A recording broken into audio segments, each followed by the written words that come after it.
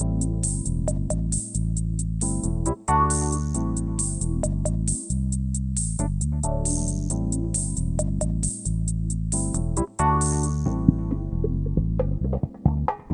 listening to the After the Show movie podcast from ascully.com. You can find this podcast on the iTunes Music Store, Google Play, YouTube, voice assistants, just say listen to After the Show movie podcast. And you can also find us on ascully.com where we post written reviews. With that out of the way, here are your hosts, A Scully and Sid Talk.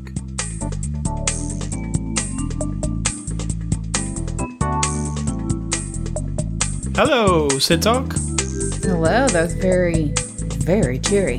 I'm looking at my temperature dial on my on my desktop, and it says it's 98 degrees today. In here? Not in here. If it was 98 degrees in here, we wouldn't be doing this podcast. We'd be doing it in the basement. Well, we could be doing it naked with ice blowing over us or something. And that we better not do a live stream of that one on YouTube. Or, we'll make a few bucks, maybe. I think you would get demonetized quickly. Da-da-dum-dum. What's the before the after the show discussion? Not much, really. Oh, I'll mention one thing we just did before the after the show. Just watch the... it's Comic-Con this week, so there's lots of new trailers being shown. And we just watched the trailer for Westworld Season 3, which I love Westworld.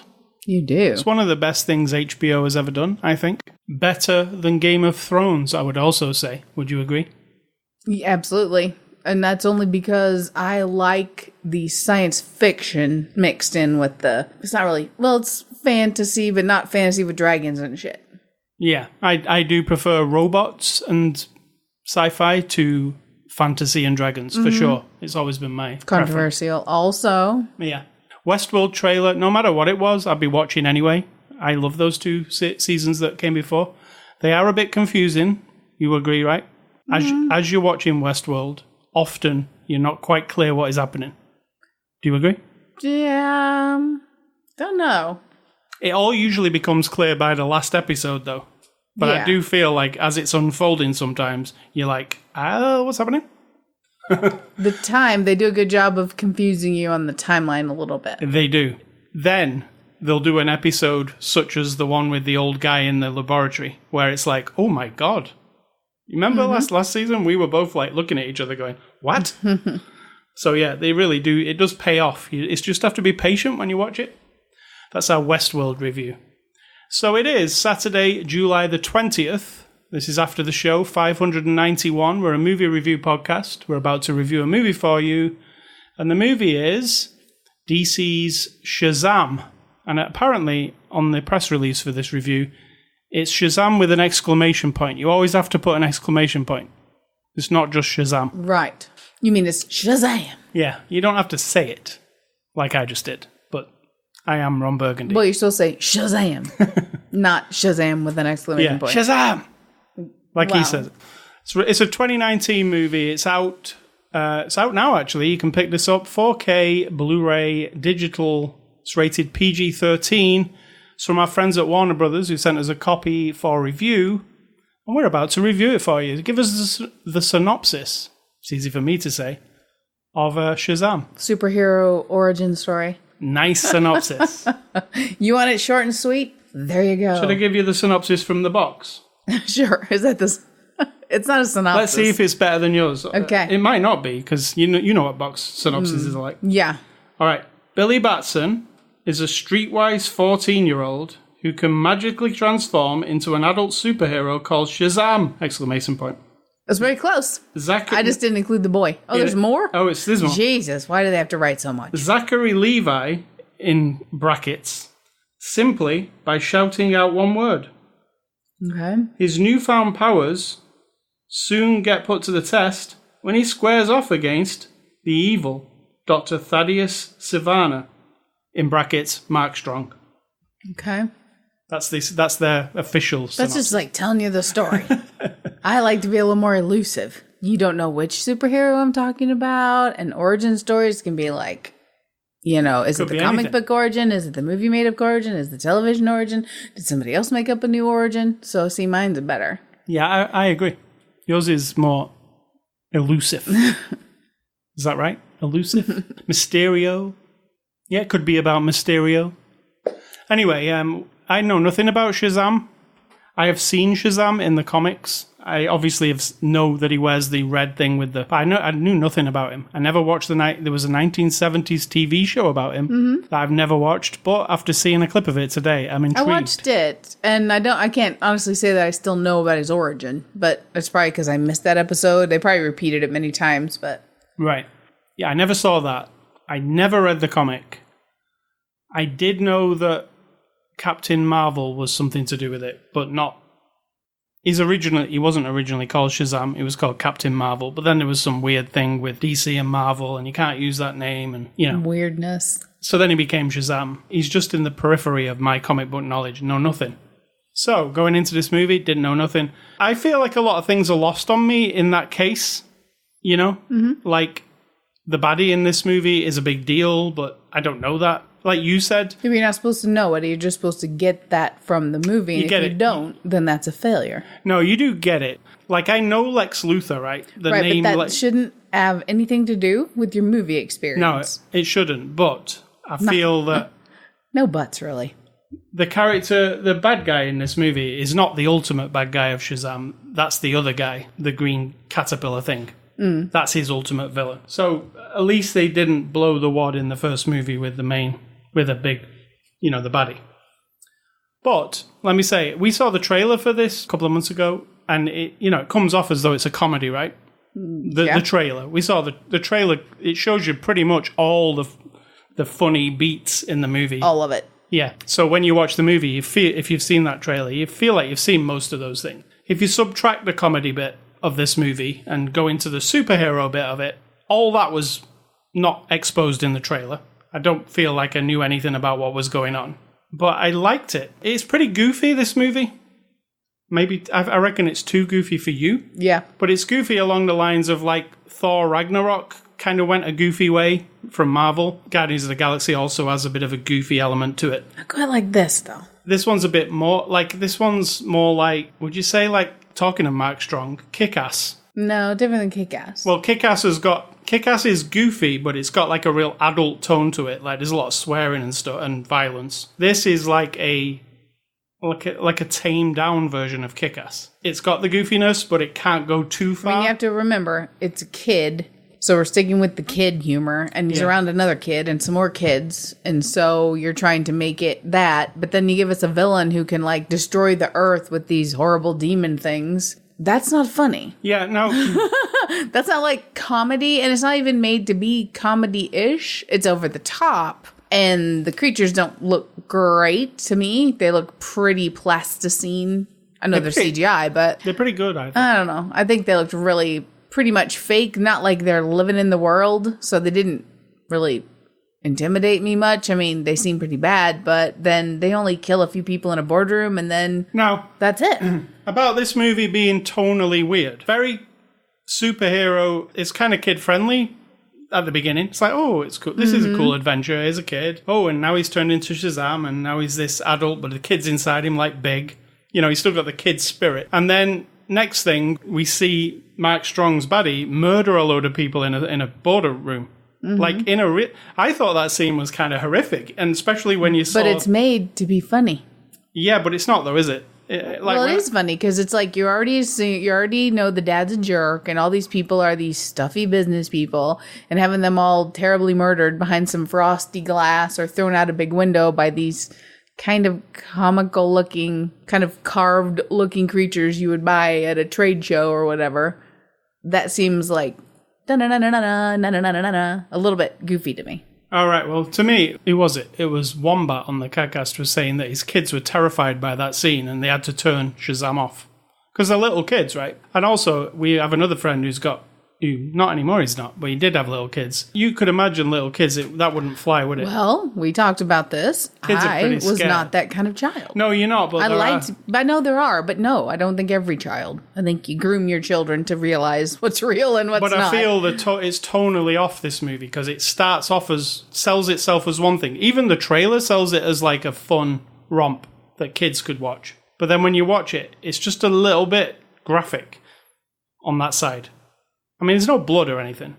I don't know. Dorothy drops a house on a witch, and her sister comes around to terrify everybody and has the scarecrow torn in half and thrown in bits. Yeah. You know what I'm saying? Like, there's like... But I really like this movie. I guess I'm a little bit too jaded by the movies at this point. I really liked it, and I really, you know I what? had fun. I had a lot of fun. My favourite thing about the whole movie was the foster home angle of it. Now, I'm a foster kid. It wasn't all roses like it is in this movie. But I like the promotion of that. Because I do admire people who do it. You know, take troubled kids. Definitely. Or kids in need. And it really celebrates it in this movie, like, because our hero, Billy, I really enjoyed that too, I've got to say. That was a sad story. Isn't it really? I really enjoyed, like, this kid not got parents. He's put in foster care, keeps running away from foster care, and he's in this new foster care, which is pretty much it seems the ideal foster environment to me. All the kids are cool and the parents are awesome. And he, you know, later in the movie, spoilers, there might be some spoilers here. I just want to mention this bit. He finds his biological mother's address and goes round there. And it's not exactly, you know, you have a picture in your mind of like what that might be like, right? Some homecoming thing. Yeah, of like oh, she's just going to embrace you. me and everything will be perfect again. Yeah, but we had to know that wasn't going to happen because she never came to find him. And all she had to do was come to find him. And I really appreciated how it felt realistic to me, you know? And coming from that background myself, it really was good. Because they didn't have to do that in this movie. I don't know in the comics whether he was a foster child or whether that's just a writing trick that you can do to make people more sympathetic, you know? But even the mum had like a bumper sticker on a car that said, what did it say? Foster mother is my superpower. I'm a foster mom. What's your superpower? Yeah. You know what I mean? So it really celebrated foster, which I really liked. And in the credits at the end, it said if you want to apply to be foster parents, you can, and they give you an address. Very good. I like that. I really enjoyed the comedy between, let's explain, Billy Batson turns into Shazam when he says the word Shazam. And Shazam is an adult version of him as a superhero. But inside, like the movie Big, which this movie actually homages at one point, he is still a kid. You know, he's still got the same kid stuff. So I thought the situations that involve that, like when they went to a petrol station that was being held up, they were like, well, now I'm an adult, we can get beer, so let's get beer. And they thought beer tasted disgusting and ended up getting snacks. Yeah, exactly. Like a kid would do. All that stuff, like the playing between adults and kids, the humor was really good. Some of the humor was off a little bit, I thought. Like some of the jokes missed, you know, like there's some bully characters in this. I thought they were kind of, like even you said, why are those 20-year-olds at high school? Yeah, they seem way too old. Like, I mean, they really stood out. Like, every other kid in the school looked reasonable age. And those two kids who were the bullies, they looked like they left school 5 years ago and just came back to bully kids. Like, so I wasn't really into those bully kids. And I know we have to show somebody a lesson in there here, like, and that's how, you know, overcome the bullies or whatever. But we've seen that a lot of times in things, right? I mean, that's the oldest story. It's a tale as old as time. So that part kind of missed for me. They're up on a Ferris wheel and, you know. What did you think of the story overall? You mean of a kid turning into a superhero? Was good. But then a lot of the acting was pretty crappy. I thought of the adult versions of the superhero kids of the other ones.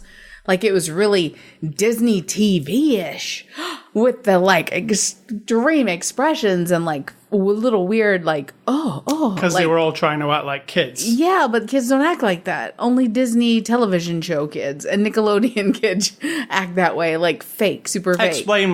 Explain about, there's more than one Shazam, right? Because people wouldn't.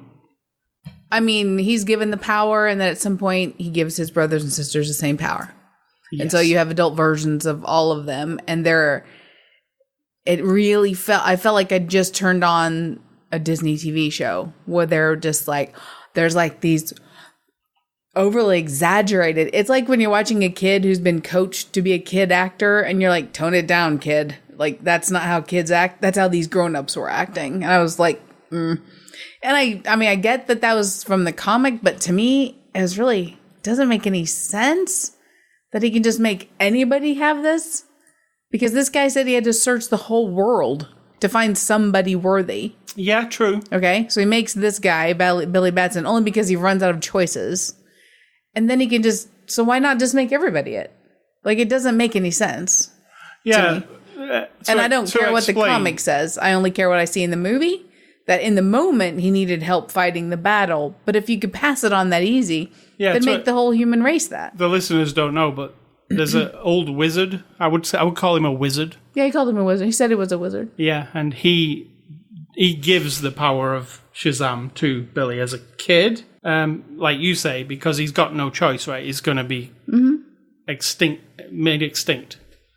But then Billy, when he's Shazam, can give everybody the power, I guess. If he can give those 5 or 6, is it 5? Yeah, it doesn't make any sense. Yeah, he could give the whole world that power, I'm assuming. If you want to battle every bad guy and every bad creature that's going to come around to torment Earth people, then just go around and hand it out to everybody. That just seems like such a lame little thing to do. I thought it was a really cool moment, though, when the adult versions... I have a problem with it a little bit. When he did the thing, Shazam, and then all of a sudden there's all his foster brothers and sisters are adult versions like him of superheroes. Now, I liked that. I thought it looked cool visually because you understood from the color what each one was. What they kind of had them in those colors all the way through the movie, just as their regular clothes. So you figured out who was who. But what it robbed you of is seeing the kids get a power, like, as kids, you know? That's to me, I was like, I want to see the little girl who's really spunky and cool have the power. I want to see the little girl have the power, not like an adult, right, sexy version of her or whatever. You know, like they were trying to do with it. Oh, yeah, everybody had to be super fit. Super handsome or sexy. Yeah. That seemed a bit creepy to me also. For a movie that's like going on, you know, empowering kids, foster children, all that kind of stuff, it kind of ripped the power away from the kids and made them adults at the end, which I'm like, well, that's the ultimate. When you're a kid, it's almost like a superpower being a kid because you can do all the things kids do and adults don't get, you know. True. So when you become an adult, all the real world stuff goes on and then you superheroes kind of... Oh, like Kick-Ass. She's just a kid. Yeah, exactly. Or he's a kid. And it felt empowering because they're just kids and they get this, you know... abilities. They get to be badass. So that was the problem I had with that. Because, you know, they all grow up and like he does. But still inside they're like kids, but like you said, they've got a bit of a Disney... It's a bit... Yeah. Yeah. Like, I wasn't a fan of that part I did like the line that, like, the little girl who'd grown up to be the sexier version of herself, though, but when she went up to Santa and said, like, I have been really good. I really like that. Oh, Santa, I wanted to just fucking punch him in the face. Yeah. He was grossing me out, and I don't know why it's funny. I've been accused of not having a sense of humor. I get that, but that gag... The bad Santa gag. He's not bad. He's just a loser. Like, why even bother? Movies do give mall Santas a bad name, don't they? They portray them badly, almost always. Like they just kind of... Yeah. I don't even think it's that. Somebody's like, wouldn't it be hilarious if Santa was a chicken shit? And then they have him all running around and then swearing in the end. It's not funny. It's really super childish, which I guess goes with the theme. But I was like, that really lowers the quality of your movie here. Now, again, spoiler, I have no sense of humor.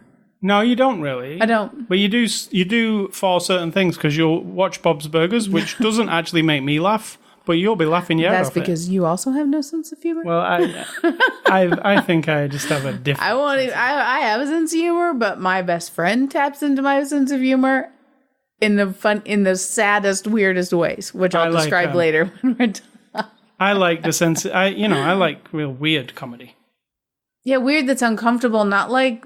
And then, some things that are obvious are funny too, but this, it's just like... It's not funny to have Santa, first of all, be creepy looking. That's not funny anymore. And then second of all... Swearing. Yeah, not funny. And also running away. Also, by the time we get to where he's still there getting interviewed, it's hours later, and these creatures have come around this fun fair. if he's that big of a chicken shit, he wouldn't even be there anymore. So it just doesn't make any sense. Well, I actually think Bad Santa is one of my favorite. I'm overthinking it. Christmas movies. Bad Santa. Yeah, you love that movie. And I actually do think that Santa swearing is funny, but just not in this movie. It is in that movie, Bad Santa.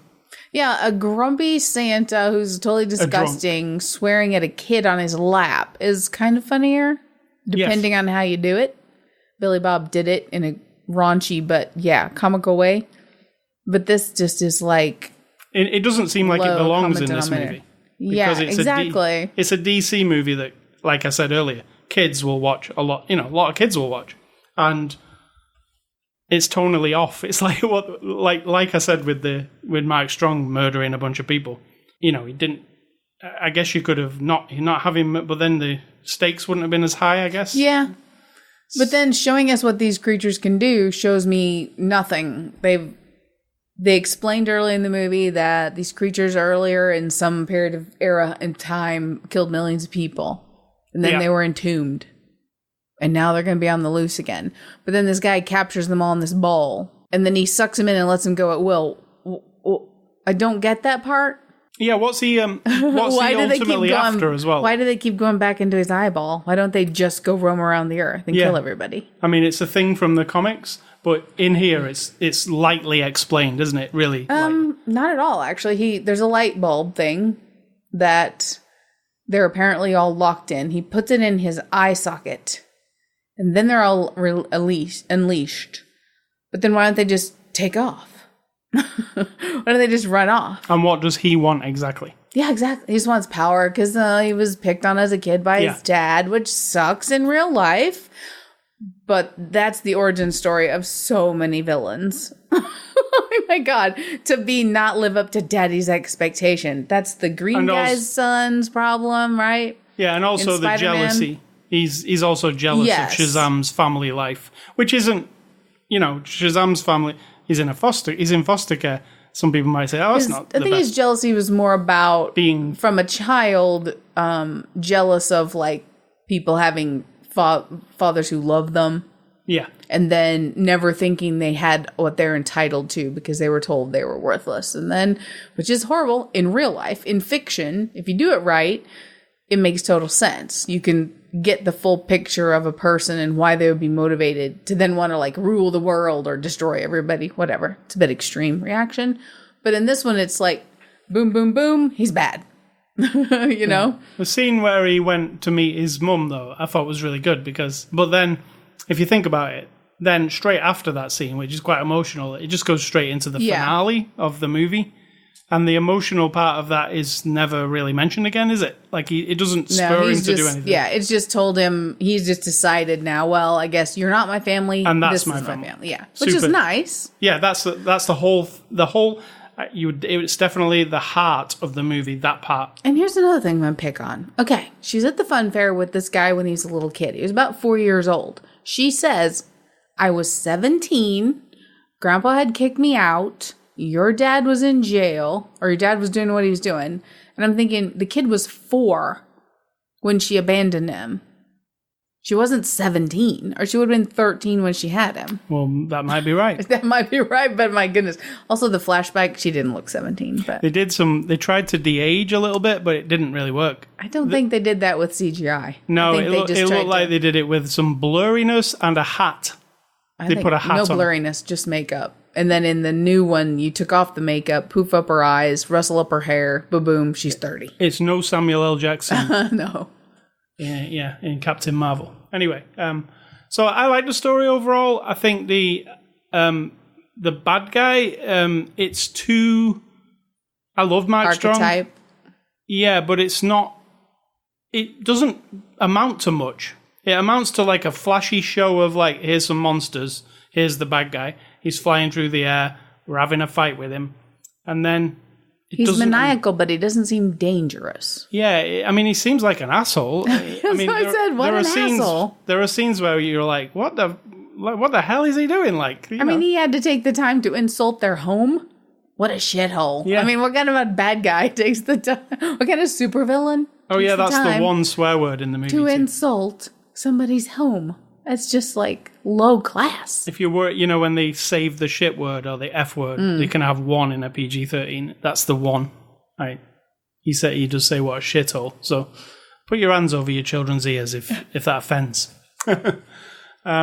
So let's move on to the cast. Zachary Levi plays Shazam. Do you like Zachary Levi? Yeah, I think he was right. He did the same thing the others did, though, at times. I have many nephews, and at age 14, almost 15, as you like to point out, they didn't act like that.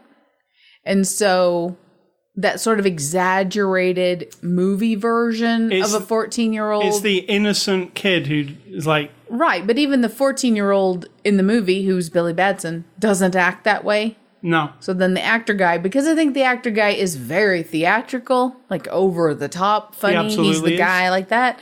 He turns it into a like, when you write it on a piece of paper, how would a 14-year-old boy react in a body like this? Oh, this way, but not like really. Yeah. They never stoop to In fact, 14-year-old boys are very broody and very snotty. Yeah, like the broody.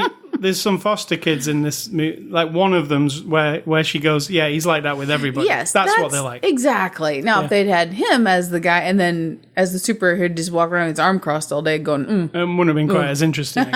True. So, yeah, I liked Zachary Levi. I think he did fit.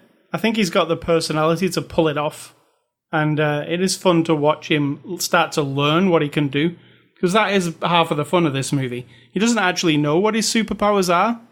And he has to kind of figure it out along the way. And they're actually really cool, right? He has some good powers. It's like, oh, he can do that? Well, I don't know. He's fast and he can shoot lightning and he's strong. He can fly. And he can, very difficult. I don't, not and only you do I can not shoot have, a bullet in his face. Yeah, he's bulletproof. We know bulletproof already. Yeah, but he has a mixture. I wouldn't mind having the mixture of Luke Cage, also bulletproof and everything proof. Yeah, but Luke Cage can't fire lightning out of his hands. That doesn't impress me much. Or fly. I don't need Luke to fly. Flying is overrated. I think, his combination of things is very standard to me for superhero. It's standard, but it's also like a good combo. Like he can do a lot. He's just a kid who can do nothing, really, and then all of a sudden he can do all those things. But what's he really doing? I do like, there's a funny joke in the movie where he, because he's now a man, he goes in a strip club. He's like, I always want to see a strip, as a teenage boy goes in a strip club. And then later on, when he has to teleport his friends, to anywhere that comes to the first of his mind, that's where they go. They end up in the strip club, which is really funny. Yeah, but did you notice we didn't see the inside of the strip club because of the PG kind of movie it is. So I don't know. I'd let a 13-year-old go to a strip club, wouldn't you? No. Also the funny joke was he's like, I need more money. He comes out of the strip club. I need more money. They were very, very persuasive. Yeah. They're really nice people in there. Mark Strong plays Dr. Savannah. I love Mark Strong. You can say nothing wrong. The Kingsman movies. Like you say, he goes all in. Yeah. He is like, I would almost say he's doing Dick Dastardly mustache twirling in this movie. Yeah, absolutely. He's like, it's very old school. Definitely. But he's good. I think he has a power about him when he comes up. And like you mentioned this, actually, and I normally mention it. Why can't he be British? Yeah, why not make his family British and just let him be? I think he's actually Scottish, Mark Strong, possibly. Then let him be Scottish. Let him have his natural accent because it wouldn't have mattered if his father was in this story. He just had the generic voice coach American accent. Kind of, yeah. Yeah. But I do like him. I think he does steal some of the scenes, and he is pretty good as that baddie. Asher Angel is the kid who plays Billy Batson. What did you think of the kid? It was good. The movie, you can say the word Shazam and turn into the adult or the kid. So you do get quite a lot of the kid as well as the adult. In fact, maybe more of the kid. He just does a lot. He doesn't do a large amount of dialogue. And he does a lot of moments of thinking and then running or thinking and then leaving. Yeah. He doesn't have a ton of... He has less dialogue, I think, than his foster brother. At the beginning, when he first turned into Shazam and then turned back, I was having a hard time with like, oh, that's an adult version of that kid. I was having a hard time with that. Because I don't think it's meant to be what that kid would look like when he's grown up. It's like the idealized version of what a man with whatever his DNA is would be. It wasn't what he looked like that was bugging me. It was like it didn't seem like the same. Exactly, because it was too theatrical. Like the Shazam version is like literally like Tom Hanks in Big. Tom Hanks doing that in Big. And this kid version is like a regular kid. I don't know what you mean. You get what I'm saying? No. Like the regular kid, like he's not as open wide as this version. Like the adult version, Shazam, seems more like a kid than that's exactly what I said before. That he's like what they would think a 14-year-old would act like when the kid himself didn't act that way.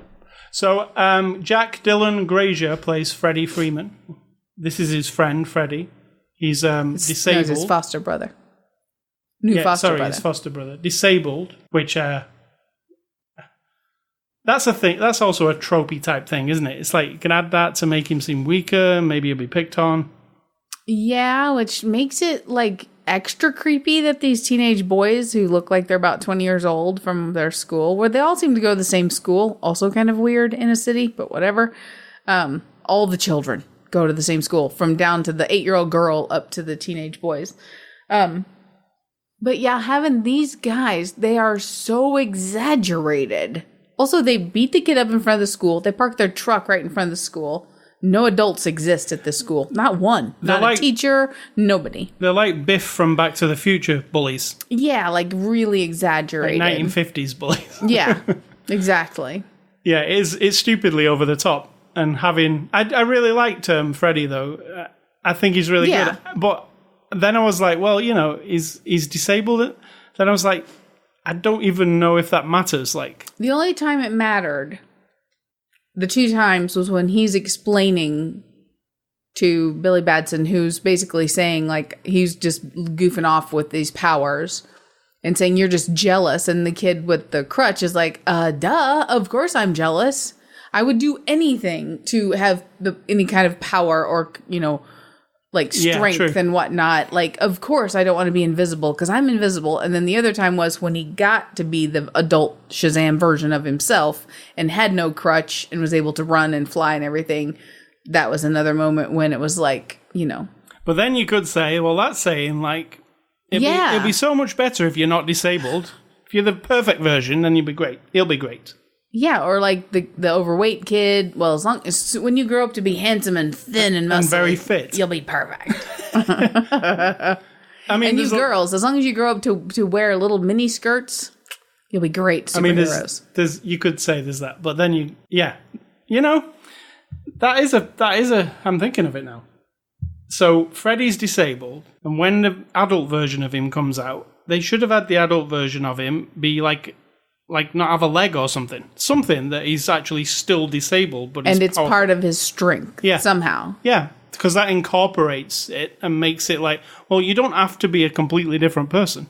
The person you are if that's considered a weakness, well, maybe that's the strongness. Yeah, this is magic we're talking about. Yeah. So if it's magic, we're going to rewrite the story for you here, everybody. The magic then finds the thing that is your weakness, physically maybe, and turns it into your strength. It doesn't just erase it. And also... Listen to us, we're being very creative. And also what I said earlier, when you become the superheroes, why can't you just be kids? Why is the adult version instantly better? I guess because that's how they wrote it. Stronger, I guess, as well, right? Maybe. Mm-hmm. So, who else we got? We got Digimon Hunzu, who we've seen in... he was just in Captain Marvel, actually. He crosses the streams. He goes over to the DC. He comes over to the... He plays the wizard. His actual name is Wizard. You know what I really liked about the Wizard part? The Dolby Atmos surround sound is incredible during those parts. Ugh, hated it. It was too much. It sounded so good. And I thought he looked really, really lame. It wasn't him talking. When the monsters... Oh, I know. That's why I hated it. It was too much. It was so massive. It felt like they were big, like in your room with you. I liked that. I felt like they were looped badly and it didn't fit the room. It didn't sound like it fit in there. It was like a voiceover.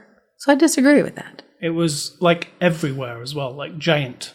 Like, see, I couldn't focus on that because all I was focusing on was like, this sounds really weird. Like it doesn't go with their mouths very well. Wow, you are really hard to please because I thought it was incredible. One of the best sound. You just like loud shit. No, it's not just loud. It's everywhere. Like it's like it's not coming from a person's mouth. It's like coming from a whole room. Like it's crazy. But yeah, I recommend that. Cooper Andrews plays Victor Vasquez. You'll know Cooper as Jerry from The Walking Dead. And I said to you, I think he's just going to be typecast as that nice guy. Whatever he'll be in. And or maybe then one time when people get fed up with that, he'll be a serial killer or something. The complete opposite of it. What do you think of Cooper? He was all right. He's the foster father. I mean, I get it. These parents are nice Awesome. and they're soft touch and they love these kids and want to make a home for them and they're very open-minded. But until he's open-minded until he yells at the kid for running away. So, yeah. Jerry's got a bit of a dual personality there. And then the mother was played by Rosa Vasquez. She's a Spanish actress, actually. She primarily speaks Spanish, but I didn't know that until I looked her up. I thought she was okay. Good. Yeah, I could tell she was being a nice, very nice woman who loved these children. Yeah, I mean it was a bit too perfect for a foster care place. I think it was really perfect, wasn't it? It seemed like the best foster home ever. Yeah. But I understand where that fits within this movie to try and make the kids feel safe. It's directed by David F. Sandberg. Now, he was a guy who made a short film called Lights Out, which turned into a big film called Lights Out that we've actually reviewed back on After the Show. And then Warner Brothers used him to make Annabelle Creation next. And now he's in the big league doing the DC movies. What do you think of David F. Sandberg's style? And what did you think of Lights Out and Annabelle Creation as well? I can't remember what you thought. You won't remember them because it was more than 2 weeks ago. Not particularly, not just because it was 2 weeks ago, because they weren't particularly that great. I think you kind of like Lights Out, though. I didn't mind it. I don't know about style. It doesn't seem to follow him around. It's not like a stamp of, it's that guy.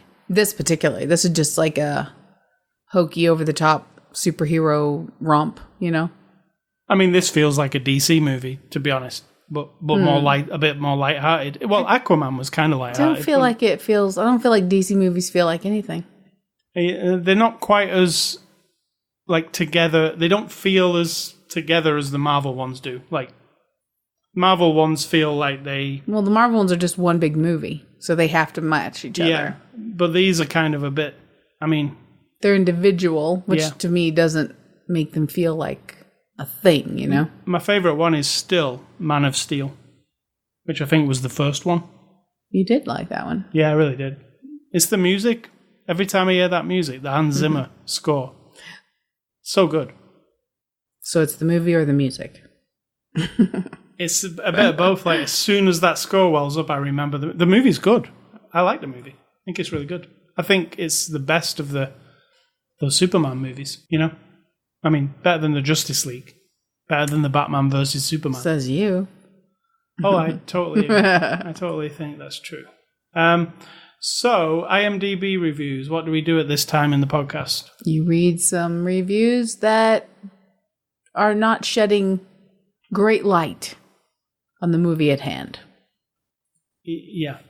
Well, that's... Negative reviews. 1-star reviews. Yeah, and we always look on IMDb because it's funny what people say about movies.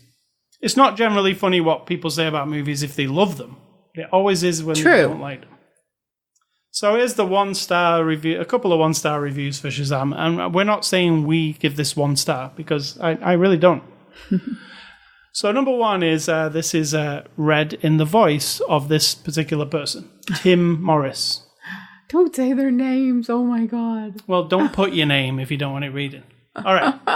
Good point. So Tim Morris, from the 7th of April, 2019. He says, 1 out of 10. Poor storyline, too childish and boring. I can't believe anyone would give this movie a 10 out of 10. The movie is childish to the nth degree. I know it's Shazam and it needs to be childish because of the childish character, but it was like watching a preschool cartoon. Yeah, I can't disagree with some of that. Don't think it was like a preschool cartoon. Laura DeLuca says, long, boring, unnecessary. Long. I couldn't wait to get out of the cinema. I'd ask for my money back if I could. I'd also ask for my time back. Boring. Yawn. I don't think it was boring. No. Like, what exactly are you watching? I mean, if you're watching any movie like this for intellectual stimulation and you think anything less than that is boring, then you're watching the wrong movie. Gigator says, I feel stupider and ashamed after seeing this film. Tedious, tiresome, seen it all before. This movie's a mixture of Spider-Man from 2002 and Big from 1988, only much worse. It's not emotional. The only thing I felt was sorrowness for the people that enjoyed it, and sorrowness for the whole movie industry. I can't believe it got a 70 on Metascore. It's disgraceful for other movies with a similar score, which compared to this movie are a masterpiece, for example, like The Invitation or The Sixth Sense. Oh, The Invitation is a masterpiece now. Yes. Okay, first of all, any movie that makes you feel shamed is not this kind of movie. There are other movies that can make you feel very, very ashamed of yourself. This is not one of, because he said it made him feel ashamed or something. Watch the movie Shame. Yeah. Or movies, that might make you feel ashamed of yourself. This is not one of them. That's just, at least they gave a full description of their problems, which I appreciate. Jeffrey A. says, I just walked out after the first half of this. This film is for kids and adults with a Disney complex. Cliché scripting, nonsensical scenario, terrible acting, and all-round commercial formula movie plot. If you like little kid superhero movies, watch this. To further the maturity level is less than Avengers. I don't even know what that means. I'm pondering who I should email at Rotten Tomatoes to get my refund after this and get my time back. Did they force you to go to this movie? I don't even know what Rotten Tomatoes have anything to do with. Well, if Rotten Tomatoes has a good, or tomatoes, as we like to say. Tomatoes. If they have a good number and you're going, oh, well, at Rotten Tomatoes, they told me it is good, therefore I have to see it. That's kind of your problem. And finally, Jimmy Nitro 88 says, Jimmy Nitro. Worst movie ever. Actually, this is my first time I have to leave the movie before end. DC Comic must stop making hero movie.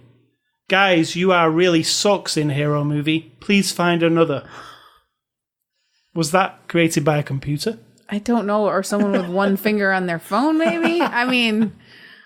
It's not the worst movie ever made. We can also send you to some of those if you like. Intentionally bad movies. Also, I love the sentence, guys, you are really sucks in hero movies. Please find really another sucks. Job.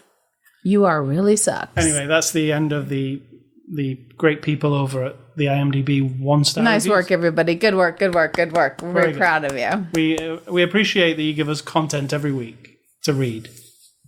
So, extras on the Blu-ray. There are a few. You will get more than 90 minutes of supercharged special features. Sid Talk. Okay. This isn't one of those movies that I need that for. You'll get an exclusive motion comic. You'll get an alternate opening and ending. You'll get deleted scenes. You'll get a gag reel, of course. And you'll get audition footage on the set. You'll also get, which is the one that I liked, actually the history of Shazam in the comics. It just wasn't as detailed. You'd learn more on Wikipedia, but they did show you some of the old comics and actually where it all came from. So I appreciated that. So in conclusion, I enjoyed it. I enjoyed the last DC movie, which was Aquaman. I actually enjoyed that quite a bit more because it had like higher stakes, it felt. Yeah. This one just felt like it was kind of a comedy movie with some superhero stuff, but the stakes didn't really ever feel like much to me. It just felt like we're just learning about who Shazam is. I didn't quite understand unless these 7 creature things stuck within 50 yards of this guy that they would ever. I mean, they seem pretty threatening to the people that they mutilated, but as far as the world, the earth, all of humanity being a threat, you see, people, this is my standard for superheroes. Other than when I'm watching Luke Cage or Jessica Jones or Daredevil, I totally understand their little corner of the world. That in their city, in the place where they are, they're utilizing whatever it is they've got to, maybe not Jessica, to really, really try to help, Daredevil, I guess, ends up kind of trying to save the world because the hand and all that. But even then, it doesn't feel humanity is at risk, except when that thing was coming up out of the ground or whatever. But even that didn't seem huge. It just made sense that they were taking care of their corner. Whereas you give me someone like Shazam or Aquaman, and if it's established very quickly that they're not just defending their city, but everywhere, then it needs to be, and it could get really boring too. Like, how many ways can somebody come along to try to destroy the earth or enslave humanity? But if you do it right, it can be interesting. This bad guy, unfortunately didn't do that for me. But as a comedy superhero movie, it was I laughed a lot. I had a lot of fun. The kids were good. The kids as kids were good. Yeah. I like that. Yeah, it's definitely not what the people on the IMDb movies say, boring. It's not boring. No. So, I mean, it is to them, but... So thanks to Warner for letting us review that. Next week, we're going to be reviewing Charlize Theron and your favourite, Seth Rogen, in Long Shot. I think your mind has been changed about Seth Rogen. We watched something, and you were like, oh, he's actually pretty good in that. What was it? I can't remember, but I remember your mind being changed. You were like, oh. Anyway, Charlize Theron, I really like her, and Seth Rogen in Long Shot. We'll watch that next week.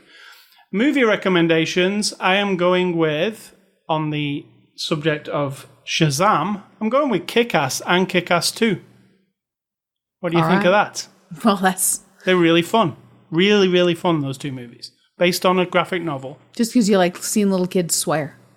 Some kids swear. Mark Strong is in it, doing his best, Nicolas Cage. Yeah, Mark Strong's not doing his best Nicolas Cage. Nicolas Cage is doing his best Nicolas Cage. Yeah. Which is kind of all he does. Yeah, it's really fun. They're fun. They're not for the easily offended, I don't think. They're pretty gnarly, right? Not like this. They're more for the adults. But they're really great. The people who made Kick-Ass also made the Kingsman series of movies, which are a very similar tone, right? They feel like you can tell they're from the same people. It depends. It's like Kick-Ass is like that for a superhero movie, whereas Kingsman is that for like a James Bond movie. Like it's kind of naughty, it's violent, and wacky. Yeah, and wacky as well a little bit. And my other one I want to recommend, because in this movie I was like, who is that guy? One of the kids turns into the adult version superhero, and I said to you, do you know that guy? And you're like, no. And I said, is that the guy from Dusk Till Dawn, the series? And you're like, no. I was incredulous that he would go from Dusk Till Dawn, which was an awesome part, to like a no offense to him or this movie, but it's like a nothing part. Well, and I said, I think it's him. And then I looked at him again and it's like, yeah, it's definitely him. Anyway, it was him, DJ Catrona. Dusk Till Dawn, the series. If you like the movie Dusk Till Dawn from back in the day with Quentin Tarantino and you may or may not George Clooney. I wouldn't say you may would or may like not like this series, but this series is a extended version of that movie, and it's really extended. It went over 3 seasons, so 30 episodes, similar to what Ash vs. Evil Dead did for Evil Dead, right? So, and it was really well done, I thought. Like, it was Robert Rodriguez was directly involved. He even directed some of the episodes. The first season retells the movie basically with the different the different actors. But then when the first season's over, the second and third season, it super expands on it, right? Doesn't it? It's like it's if you're a fan of like the what would you call it? The mythos. Yeah, of Dusk Till Dawn. You get to learn a lot more about why those vampires are there, what it's all about. It's really cool. I really enjoyed it. I was sad when it ended. So what are your recommendations? Mine are... We're talking about heroes who aren't quite sure about how to be a hero. Greatest American Hero television show. The suit that he wears is very similar to Shazam's. It's red with the With cape. a yellow thing on it, right? Yeah, with a yellow cape and a circular thing on the front. But I mean, what are you going to do? How many primary colors are there, right? I'm not saying that it might be high quality if you watch it now from back then, but it's going to be the same quality as like Charlie's Angels and the Hulk and stuff like that. And then my other one is because I like magic and like weird things, a little bit science fiction, is Death Becomes Her. And I am not one person you will usually ever hear say that any movie ever needs to be remade or redone or have a sequel. However, I would not mind if someone were in Hollywood right now making a sequel to Death Becomes Her. You better get on the phones of Bruce Willis. I mean, I could write you a good story because I love that movie and I love the concept of it. And I love the idea of these two women who now have been trying to hold themselves together. Well, they fell down the stairs there at the end. So my idea would be someone came along, knew what the hell was going on, kind of picked them up, patched them back together. And for 30 years now, it's been probably 25, 30 years, keeping them held together. And then you go on from there with the story about this thing. If you Would you haven't like all the actors back, including Bruce Willis? No, he's dead in the movie, so he can't come back. He died. They went to his Death Becomes Her. It was his funeral that they left, and then they fell down the stairs. He could come back though because it's about not being dead.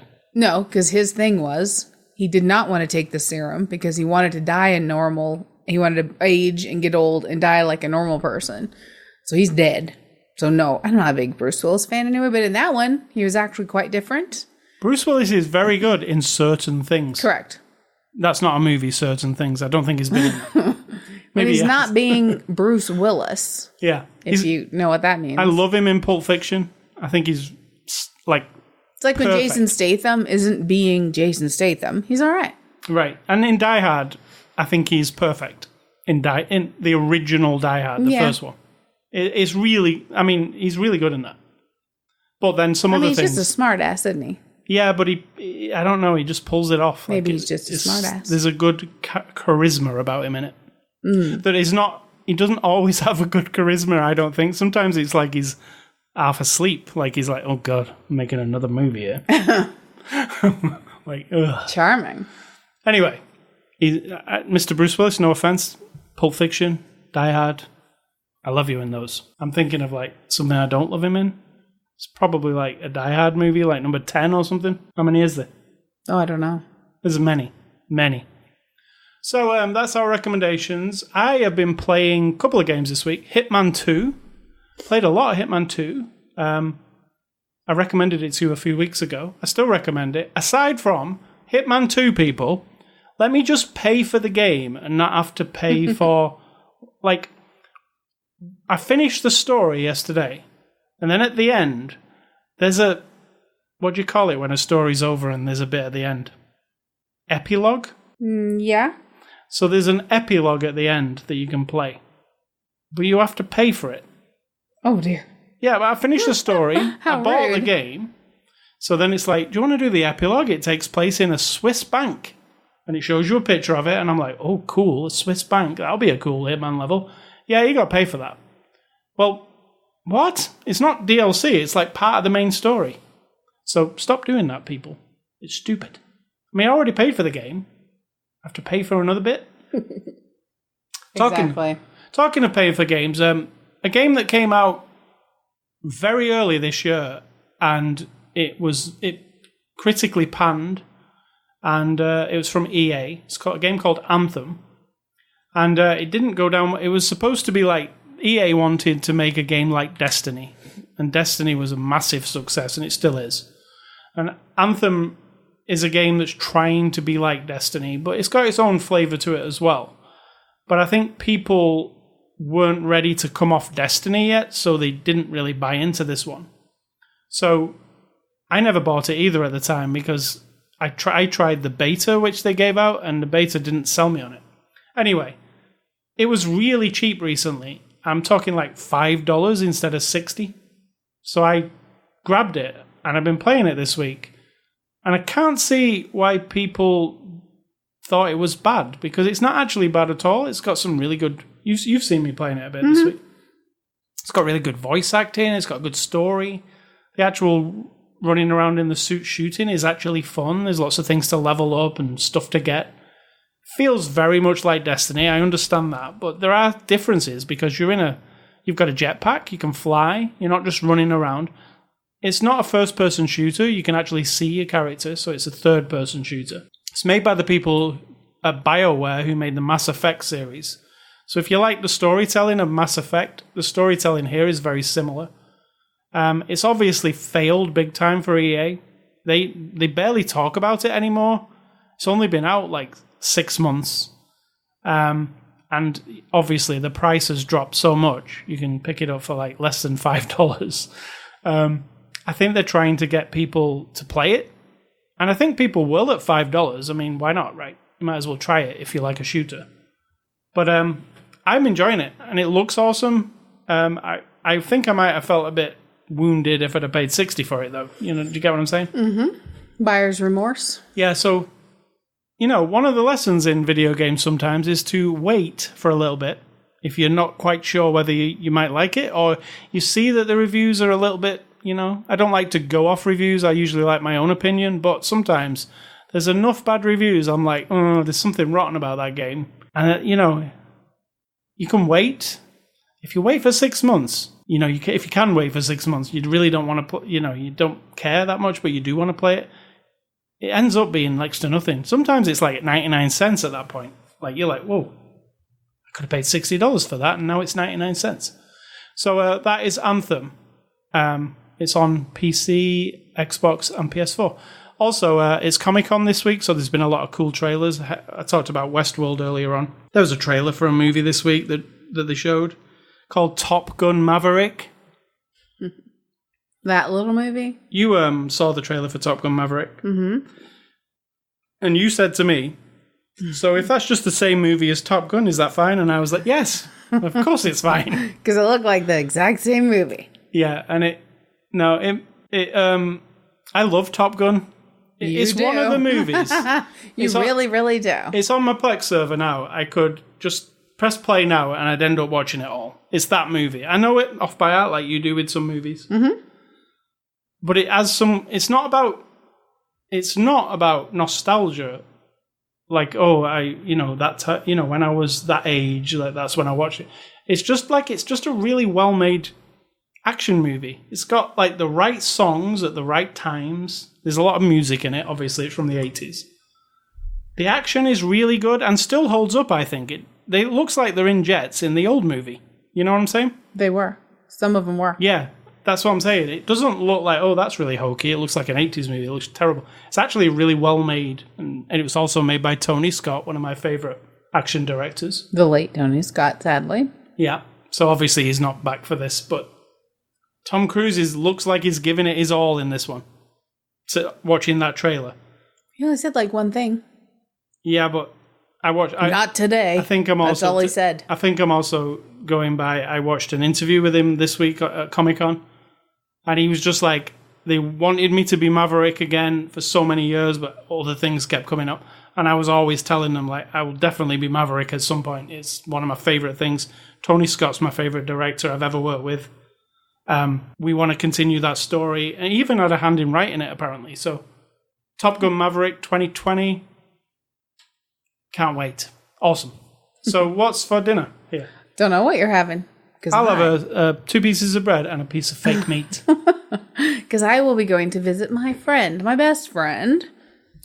So yeah, you're on your own. My best friend found out a couple of months ago that she had breast cancer. Now this is a second, third, fourth, fifth of friends of mine in either my age range between 50 and 55 in the last few years who have had cancer. And one just passed away a few months ago. And now my best friend, she didn't tell me for a while. Then she called me one day and said, okay. And she never calls me on the phone. And she said, she texts me and Snapchats all the time. And I'm like, why are you calling? She's like, well, I have a little good news and some bad news. And I'm like, okay. And she's got 3 kids and all this. And I'm thinking, you know, and a grandkid. What is it? And then she's like, well, I have a little bit of breast cancer. That's, to her, that's good news. And we're just going to do this and that. I'm going to get a lumpectomy and it's going to be fine. Then they did one. That wasn't fine. They found more. Then they did another lumpectomy in a different area. That wasn't enough. They found some more. So I decided to do a double mastectomy and reconstruction. So she did that yesterday. I went to the hospital yesterday to stay throughout the day because I happen to be that friend. And this is my advice. Also, we're moving into the advice territory. Is, I don't know if it's advice, but something to think about in your family and in your group of friends particularly. That every person in your group plays a role. And you know what I mean when you think about all, like if you think of your closest 5 friends or whatever, there's like the funny person, the boring kind of nerdy person. No offense to the nerdy people. I love them. But there's a person who's a little too serious and intense. And there's maybe a hippy dippy person, artsy fartsy, creative, love is love kind of person. And then you might have, you know, an overachiever over there in the corner. Like there's 2-dimensional things you can kind of attach to all your group of friends.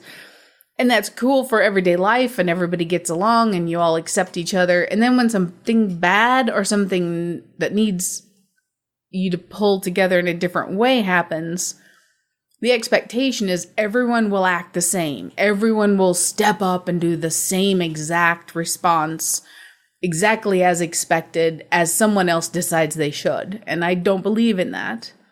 That everybody in the group has something different that they can tolerate in terms of like, oh, let's talk about illness, because that's what it is. I happen to actually really enjoy being in a hospital. I thought you were going to say you really enjoy illness. No, I hate illness. It's like the scourge of humanity, right? It's like the thing that nature has just waiting for us in our genes and our DNA and the plants and the bugs and the air. That I don't love. But in a hospital, and so many people say, oh, I hate being in hospitals. It's all sick people and people die there. Well, guess what? People also get well there. People also start their entire life. Well, they're born into the world there. People come in with broken legs, broken necks, broken limbs, diseases, and they leave better than they came in. That to me is amazing that humans figure that shit out. And so I don't mind being in hospital. I don't find it boring. I am always amazed at how complicated they make the layout of every hospital. I mean, you get lost just parking and it always intimidates me. I'm like, how am I going to find the door I need, right? Because go to the east side entrance of this tower and that hall and the outpatient this and outpatient B and all that shit. So I don't like that. But it's still fascinating once you're in to watch the people who work there, to watch how they set everything up, to wonder about every regulation they must have to deal with, and every emotion that humans can bring to a room. One little tiny room in a tiny building, in a town, in a city, on a plot of land, on the planet, just one little room can embody every emotion that you can imagine. So if someone's ill, like my friend just had her double mastectomy, comes rolling in the room, and we've got her sister, her boyfriend, and me. And so you've got a combination of emotions. Well, my friend happens to be the type of person who, when she rolls into the room, she's kind of like, hey guys, I'm still alive. You know, like that. So it's like, she's funny. And then she's like, oh my God, she was in a lot of pain, obviously, a lot of pain. So she kept talking about the pain, but she's like, when I woke up, I was like, fuck, this hurts so bad. Like she's swearing at the nurses and whatnot. And then just talking about it very openly, it's not like this.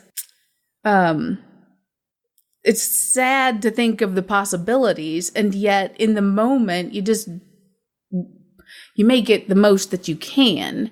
And me as the friend who doesn't mind being in the hospital all day, which I don't at all. I walked around, I waited for updates. She had 2 different surgeries. We talked to the doctors. Just knowing that someone's there for you the whole day, who doesn't mind. It's not a burden to me. It doesn't make nothing. I take my phone, I took my tablet, took my drawing pad.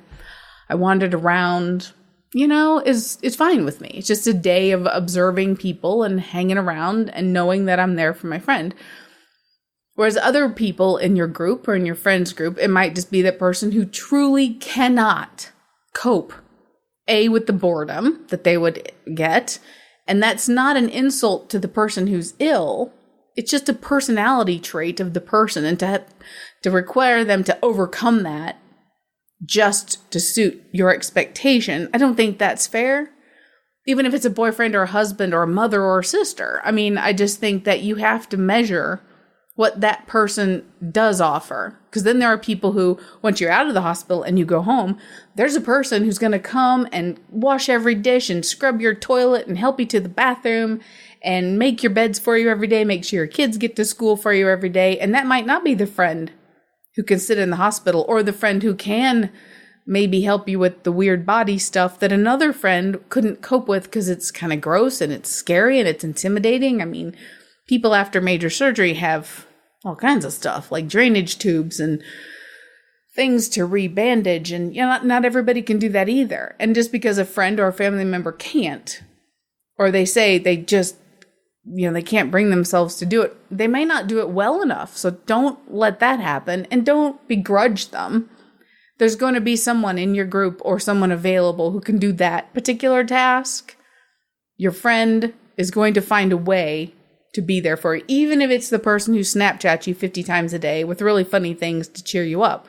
They may not be able to cope with the illness at all. And you might think it's an insult or like, well, they're avoiding me. I don't think that's reasonable when it's someone that you truly love and they love you. You just think beyond yourself a little bit and wonder, well, maybe this, maybe their father died of cancer, or maybe their mother had a broken leg or like something horrible happened to her and they didn't want to cope with this thing again. You know what I mean? So every person in your group plays a different role. And if you figure out what it is and you're happy to know that they're willing to make the effort in that thing, I think that makes your friendship stronger. Very nice. Very nice. Well, it's not very nice because I'm about to head over there to No, I mean, it's very nice that you're a friend to your friend. That's very nice. Well, it's almost a lifelong thing since we were 13 years old, and I'm 51. So do the math. Oh. And we have the same name, so we got to stick together. All right. So if you listen to the beginning of the show, you'll know you can get this podcast. Well, you're listening to the podcast. What the hell? You already know where to get it. Spread the word. It's pretty much, we have it everywhere. All the places you can think of, you'll find it. Just search for After the Show Movie Podcast. You can check Sid Talk on Instagram. Are you on CNN.com? I don't think they have podcasts. You said everywhere I can think everywhere that has podcasts. Listen correctly. I'm listening correctly. You can email feedback to me at ascully@ascully.com. Don't email Sid Talk. Because? She really doesn't want your shit. Well, I mean, that is true. I'm not assuming everyone would give me shit, though. And stay classy. Not right off the bat. DC Comics with all your creations. I don't know what the next DC movie is. I don't even think they've announced it. Maybe they have. I'm not in the loop. You like them all. And I'm going to say, think for yourself or someone will do it for you.